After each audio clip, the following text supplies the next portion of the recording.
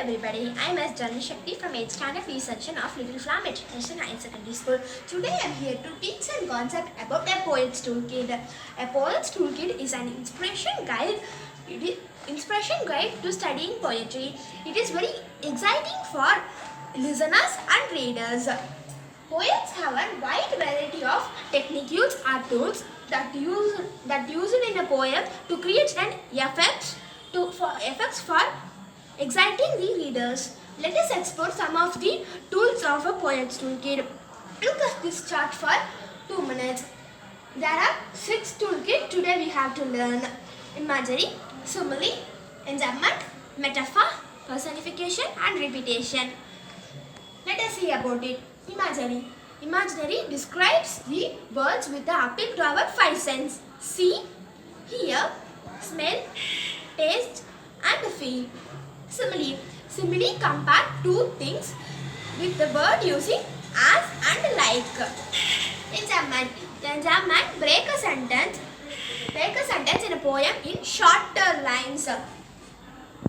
Next one is metaphor. Metaphor describes a word using comparing it something by the similar characteristics. Personification. Personification gives an human trait to something is not a human. Repetition. Repetition of a word, phrases, stanza and sentence emphasize on something. I hope now you all understood about the poet's toolkit. Today we have seen about imagery, simile, enjambment, metaphor, personification and repetition. Thank you. Today's class ended. From class 8 to C, I am very happy to present my presentation during this quarantine. Educational system from olden days to nowadays. In ancient times, we are using Gurukula Ashramam to educate our knowledge. Education was strong in ancient days. It has changed based on periods such as Vedic, Brahminer, Muslims, British periods. In Vedic period, schools handed over to the teacher. Classrooms are inside the forest, which keeps students toward nature. It helps to learn values and ethics, no craving for ranks. Shishya offers Guru Dakshina before leaving the Gurukula.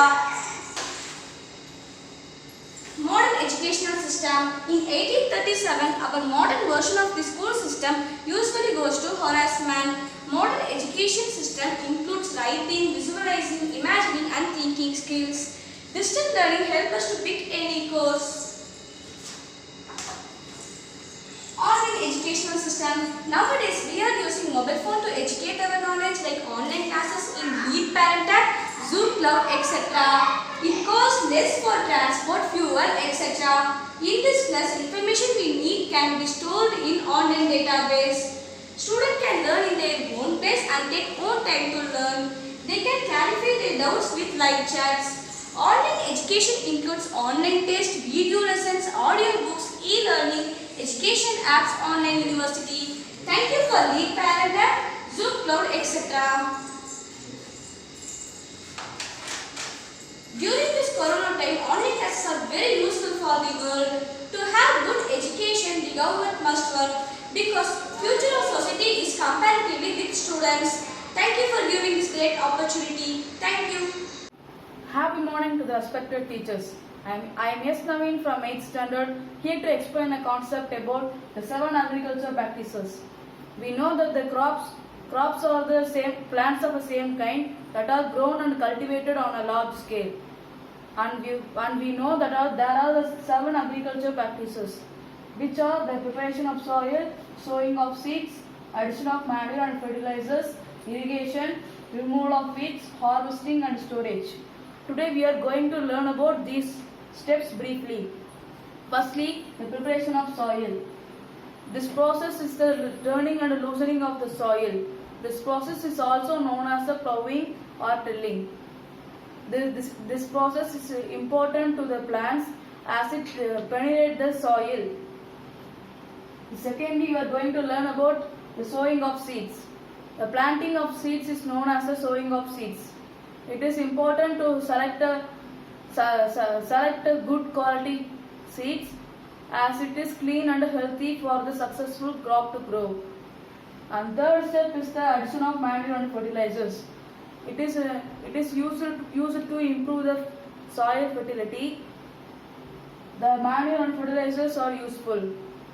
The fourth step of crop cultivation is the irrigation.